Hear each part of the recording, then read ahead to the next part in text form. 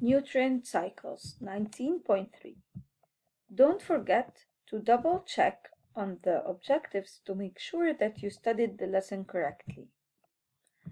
What's the percentage of carbon dioxide in air? It's 0.04%, exactly like the inhaled air, because we inhale the air around us, and the percentage of carbon dioxide is the same. Now we're going to look at the carbon cycle. Any cycle, is a sequence of events that keep repeating over and over. The first process that we're going to look at or begin from in our cycle is photosynthesis. It's when the plants take the carbon dioxide from the air in order to make glucose and starch molecules. So the process of photosynthesis results in the taking of carbon dioxide from the air and putting this carbon into the molecule of glucose that's made by the plant. The opposite of this process will be, of course, the aerobic respiration that will return the carbon dioxide back in the air. But what made the carbon enter the body from the first place?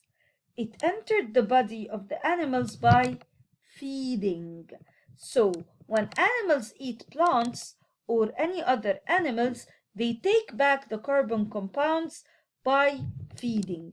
And then by aerobic respiration, the glucose that entered the body by feeding will be broken down, and carbon dioxide will come out as a waste product of the process of aerobic respiration, and this is how it's going to go back into the air. Please remember that animals are not the only organisms that do aerobic respiration. Aerobic respiration was a characteristic of all living organisms. So even plants do aerobic respiration. And when animals and plants die, there are two ways for decomposers to work on them. The first one, in the presence of air. In the presence of air, decay or breakdown will result in the return of carbon dioxide to the air, because the carbon in the bodies of animals or plants will combine with oxygen from the air, and it's gonna turn into carbon dioxide and return into the air by a process called decomposition. Also, the other elements like nitrate ions and magnesium ions will go into the soil. There are two conditions for decomposition to happen: warmth, moisture, and the presence of air or oxygen in order to turn into carbon dioxide again, or in order for the carbon to combine with the oxygen and make carbon dioxide. What if there is no air, absence of oxygen? There is another process that decomposers can do, which is fossilization. With the pressure and temperature, those carbon compounds inside the bodies of plants and animals, if there was no enough oxygen, will turn into fossil fuel over millions of years. And then when we burn this fossil fuel, now it will get the chance to combine again with oxygen. What will get the chance? Yes, the carbon.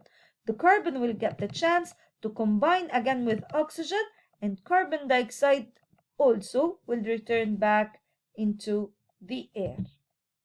And these are all the steps of the carbon cycle.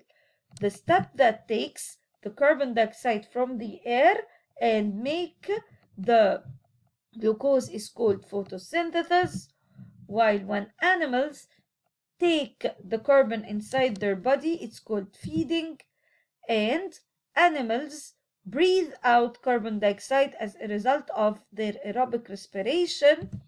Also, when decomposers in the soil decay dead animals, we call this decomposition, but if they are trapped without enough oxygen access or without access to oxygen, the remains of the animals and the plants will turn into fossil fuel over millions of years by fossilization, And then this fossil fuel, when it is burned in the presence of oxygen, it turns the carbon into carbon dioxide by the process of combustion.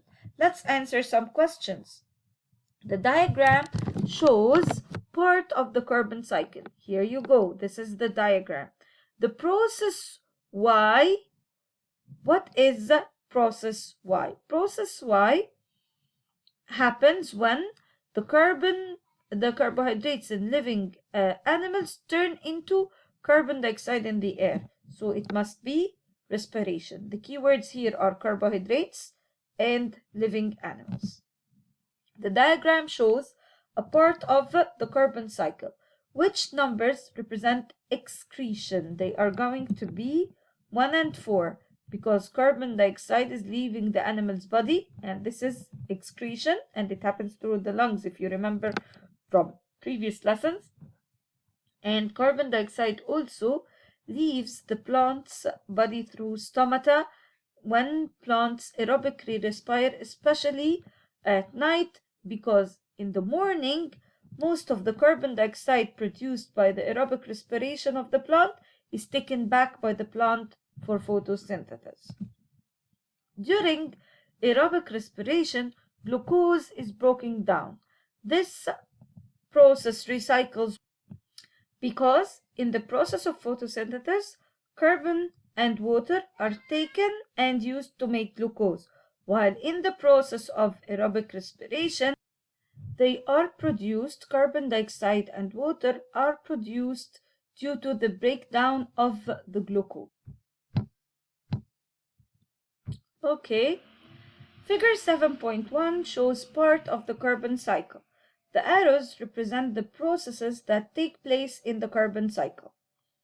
A. Complete figure 9.1 by filling the box H. Box H here is the carbon compounds in plants. How did I know?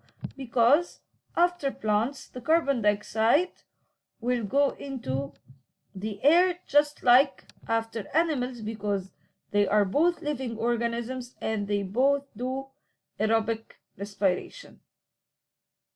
State the process represented by letter C. So letter C, carbon compounds in animals came from carbon compounds in plants. So this means that this is feeding. Draw a line with an arrow on figure 7.1 representing photosynthesis. Photosynthesis is the only process that will take carbon dioxide from the air and let it go into the plant. So make sure that you draw the arrowhead pointing correctly. State the process represented by letter B. This is a tricky question because here you have carbon compounds in animals and then carbon compounds in dead plants and animals. So you might think that this is decomposition, but watch out. In decomposition, the carbon compounds in dead plants and animals will go back as carbon dioxide in the air. So actually decomposition is F. So what's B then? It is just the death of the animal. State in which two letters represent respiration. Which two letters represent respiration? They are A, because carbon compounds in animals will go back as carbon dioxide in the air, and E, because carbon compounds in plants will go back as carbon dioxide in the air, because again, plants do aerobic respiration too. Write the word equation of aerobic respiration. Please make sure when he says word equation that you write a word equation. Don't write the symbols equation. Explain why every living cell has to carry out respiration. When he says explain, make sure that you write your answer as a paragraph and you write everything you know in order to get all the points. So you're going to say that it's a process in which living organisms release energy. Also, you will say that the cells use this energy for which activities and why are those activities important. So in order to get a full answer, you have to mention everything you know about it. Thank you, and I hope this video helps you study.